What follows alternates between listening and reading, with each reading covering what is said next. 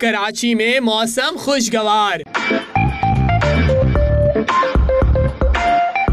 हल्की हल्की बूंदाबांदी ने कर दिया कमाल। शहर कायद बादलों की लपेट में है। सुबह सुबह उठने वाले शहरियों ने खूबसूरत मौसम से खूब लुत्फ उठाया। कुछ शहरी साहिल पर पहुंच गए और मौसम के मजे लिए। कराची में कभी कभी तो ऐसा मौसम आता है। बूंदें पड़ी हैं 6-6:30 बजे, बहुत अच्छा लगा।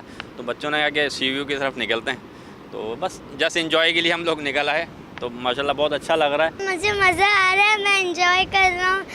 मुझे इस बात की खुशी है कि बारिश हुई। घूम फिर रहे, मजे कर रहे, रोजा अच्छा हो रहा है। हल्की बूंदाबांदी के बाद सड़कों पर फिसलन हो गई। इंतहाई एहतियात से मोटरसाइकिल चलाना पड़ी। चंद एक तो गिर भी गए। मौसम का हाल बताने वाले कहते हैं और बादल छाए रहेंगे और ज्यादा से ज्यादा दर्जे हरारत 33 डिग्री सेंटीग्रेड तक ही जाएगा। कैमरामैन जावेद जॉन के साथ फैयाज बुखारी, 92 न्यूज, कराची।